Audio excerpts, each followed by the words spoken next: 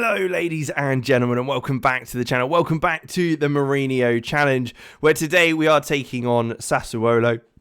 Big things have been happening and we have been flying. Before we get started, make sure you leave a like and subscribe to the channel for more content like this. But as I said, oh, pardon me. Oh, that was a bit of a shock. Milan are top. We are flying first in the division, above Inter, above Juve. Roma's nowhere to be seen, and Fiorentina's all the way down there in fourth. So we're a great position. We've got Sassuolo up next. We've got a game in hand over Inter, who are second. Things are going great. Let me show you how things have gone, though. Obviously, after our win against Juventus on TV, we went unbeaten for so very long, all the way until December, where we unfortunately lost 3-1 to Bologna.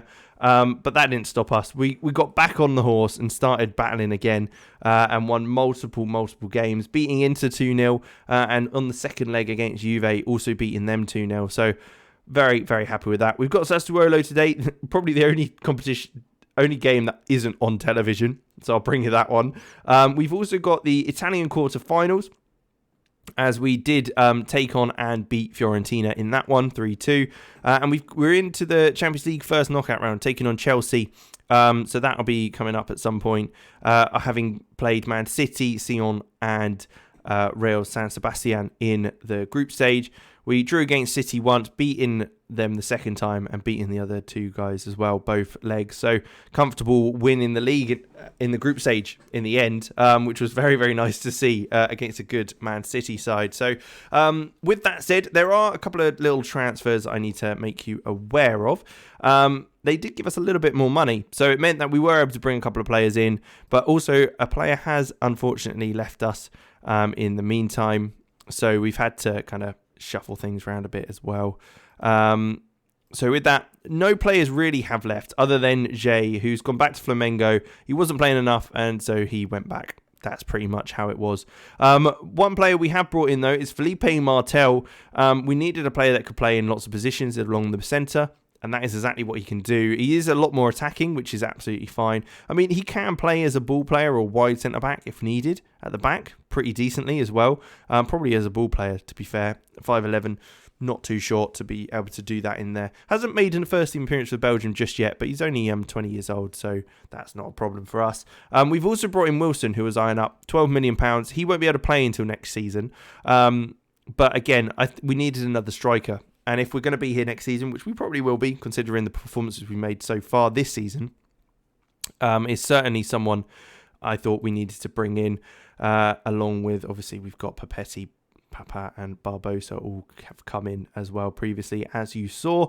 But we're looking very good. We've stuck to our 3-4-1-2, and we've been brilliant at it. Absolutely dominating teams. It's really been working for the boys. We've obviously had some issues with some injuries and stuff, so every now and then we get really low on substitutes, but at the moment we're looking great going into February and the latter stages of the season, which is exactly what we need. Bremer wanted to leave to join Liverpool. I said he could leave if he gets in 22 million. They haven't bid that yet, so I'm kind of getting away with things at the moment, but he's just not very happy. But otherwise, this will be the team we'll start with, as a few players will be coming back and all that sort of thing. So we've got Mainan in goal, Tomori, Papetti, and Bremer at the back. Salamakers, Paredes, Martel, and Hernandez in midfield. Sabitzer up top. It's the attacking midfielder, I should say. And then we've got Esposito and Gabriel Barbosa up top, banging in the goals. And hopefully they can continue a bit of form with Richarlison, who's been very good as well. So he will certainly be coming on today. But with that, let's jump into the game. So it should be a reasonably simple game today. I say that because we've been so good. We have been absolutely incredible. And I mean, I'd be disappointed if we don't comfortably beat Sassuolo. Even though they are fighting for Europe, I think we've just got way too much about us at the moment and so much confidence going in that there shouldn't be an issue. I mean, look at this corner. Why is that corner going through the fence? And how the hell does that... I mean, we're 1-0 up, great. But the real question I'm asking is why? How can that? How's the ambulance meant to get in and out? I don't get it. There you go, 1-0 maybe. Checking for that one. Looks like it does stand. Great. Paredes laid it off to Salamakers, who was able to get a yard, fire the ball across. Esposito's crossed into the box again. Sabitzer taps home from the volley. Lovely stuff.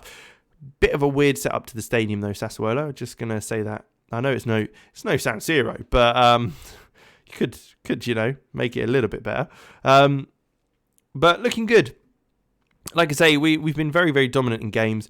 No real worries at all when it comes to that side of things at the moment, especially. And I'm actually been very confident going into games against good sides like Man City, like Inter, like Juve. I've been very, very confident with how the boys are playing, and not in a way that I'm worried confident. Like I'm worried that I'm confident, but I'm actually genuinely confident that the boys are going to do well. With that, I think we'll leave Theo Hernandez and Sanamakis on for now, and we'll leave it as it is.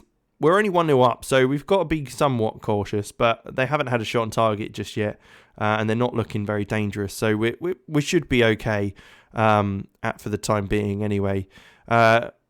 With 60 minutes gone on the clock and 30 minutes to go, I mean, game's flying by. With a 1-0 victory, I'd take that happily. It gives us another 11 points clear from Inter at the top of the table, and make sure that we're not going to be caught anytime soon. Theo Hernandez, though, back to Martel, into Bremer, who looks forward over the top to Sabitzer, who's through on goal. Can he finish? Not quite. Goes for the near post. Odysseys, who looks like... Is that Odysseys who used to play for us at Benfica?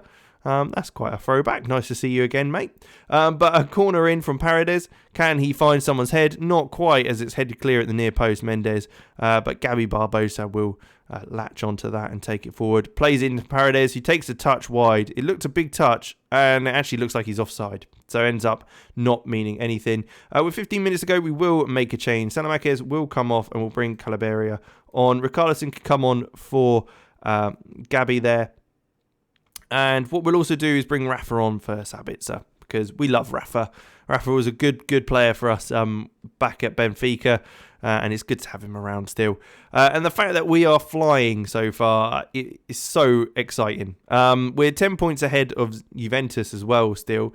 They're obviously beating Torino at the moment, but being on the same amount of games with 10 points clear, we've got to mess up 4 times for them to be able to come back at us. So I'm pretty happy. There's not many teams that are really giving us trouble so far, and that's only been in the Champions League. Chelsea might be a challenge, but you'll soon see if we manage to get any further or even to the final of that one. And I'm hoping to get to the final of the Italian Cup as well. So I mean, 2 trophies this season is what I'm aiming for. Like, here you are, Bremer. Liverpool's coming for Bremer again. See, this is the only thing because it's technically potential value of 22 million, but that's not like I want 22 million up front. Do I have to? I'm going to reject it for now, and if he gets a hissy fit, then I guess I'll accept it later on. I don't think that's possible, but he seems to just be having a hissy fit anyway. Ends up 3-0 for Juve, so they do end up with 10 points behind us. But I mean, we've only lost 1 game all season. And we're keeping that form rolling. Looking so good. We've got Brescia up next, who are down the bottom at 15th. So fighting for their survival. But like I say, some big games coming up. Italian Cup coming forward, along with the Chelsea games in the Champions League. It's going to be a tough little road, especially Roma and Napoli either side of the first leg of the Champions League. That'll be tough. But we've also got Inter at last game of the season at the San Siro. We're classed as the away side. So it'll be very, very interesting to see how that game comes about and what happens there. The fact it's not on television is just insane for multiple reasons. One being that it's the derby, and also because they're title contenders. We're fighting for the title. I don't understand. What? Anyway. We'll jump ahead when we come back in the next episode, see where we're at, if we manage to make any cups, or it just be the last game of the season. We'll soon see. But thank you very much for watching. Make sure you leave a like, subscribe to the channel for more content like this, and I will see you in the next one.